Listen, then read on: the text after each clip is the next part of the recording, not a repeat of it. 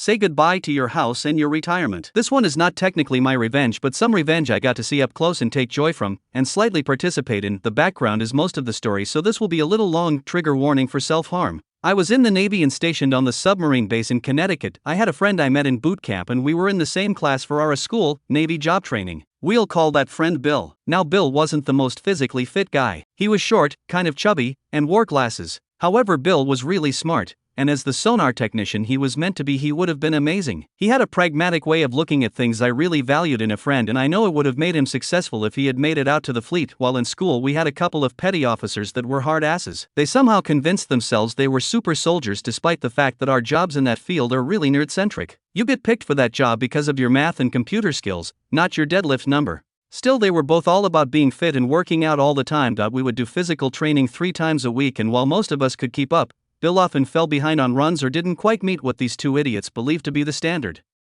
To be clear, Bill did pass the minimum requirements for fitness, he just didn't go as extreme as these guys.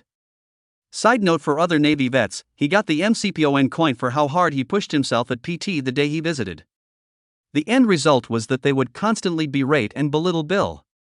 They'd call him fat, lazy, and everything else. They'd tell him he should kill himself, you name it. They were always on his ass despite him passing his assessments. At some point, Bill pushed himself too hard and injured his knee.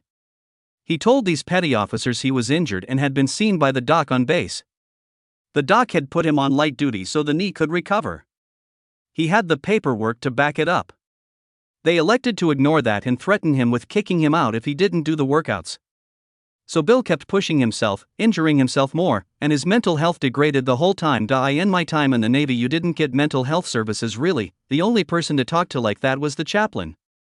For those who don't know, the chaplain is the religious leader, usually a pastor/priest/rabbi that has signed up as a commissioned officer.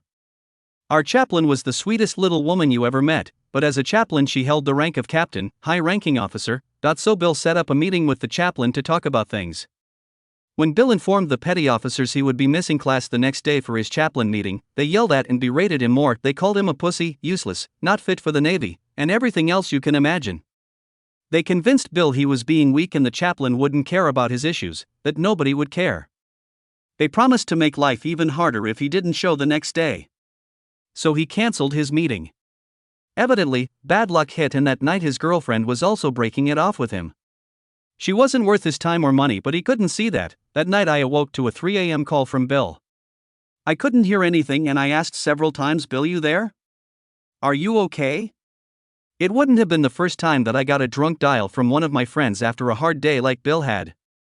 Sailors have been known to drown their sorrows a bit. Eventually I figured it was a bud dial/drunk dial and hung up and went back to bed. I still regret that decision. The next day, all hell broke loose. Me and a couple other friends got calls from Bill's now ex-girlfriend informing us he was in the hospital because he slit his own throat. Turned out a few of us got that 3 a.m. call, but Bill couldn't speak at the time and was kind of out of it due to blood loss. We finished what we had to do on base and rushed over to the hospital. As we got there, the chaplain was on her way out and we passed her in the hallway. She spoke to us briefly to say that Bill would be okay, and she wouldn't forget this. I have never seen a look on someone's face that so accurately depicted raw, unfiltered rage. It took us all by surprise because she was such a small, sweet, and personable lady. But the look in her eyes, you could just tell she wanted someone to pay for this. She wanted revenge, and we all knew she wore the kind of rank that could get it done. We visited Bill, who could barely talk, but he told us the story of what had happened, what he was thinking at the time, and how glad he was it didn't work. Apparently it was cold enough that the blood clotted on the outside of his neck and made a kind of patch that kept him alive long enough for the EMS to find him and get him to a hospital. The doctor said he missed his carotid by about 1 millimeter. A week went by and we hadn't heard anything until we got called in by the chief of the training command, the boss to these petty officers. He said he wanted to check on the rest of us and make sure there weren't any other issues with these guys he wasn't aware of, and that we were all okay. I let him know about an ass chewing he gave me a few months back, that I was really set up by these guys and they had lied to him. My friends cited a couple other examples of their own with these guys being generally shitty, dishonest people. I don't think it mattered. I think their fates were already sealed and we were being asked for more ammo to bury them with. The next day they were nowhere to be found and we were introduced to new instructors who would be taking over our training permanently. After class, I decided to stop by and asked the chaplain what happened. She told me she had never been more disgusted by the actions of a sailor than these two guys who convinced someone not to come see her. She teared up a bit, regretting that she didn't get the chance to help Bill before he made his attempt. In her mind, it was these two that precipitated and enabled Bill's attempt. So on to the revenge. The chaplain told me she went to the admiral in charge of the entire base and demanded their immediate discharge. He granted it. Both petty officers were immediately processed out with dishonorable discharges. I can't remember the exact charge I heard they cited for it, but I know the Navy has a way of selling BS on paper when they want a certain outcome. Especially officers at that high level. So basically they get no VA benefits of any kind, got kicked out of the base housing they lived in, and could probably only find work at a gas station or under the table stuff somewhere.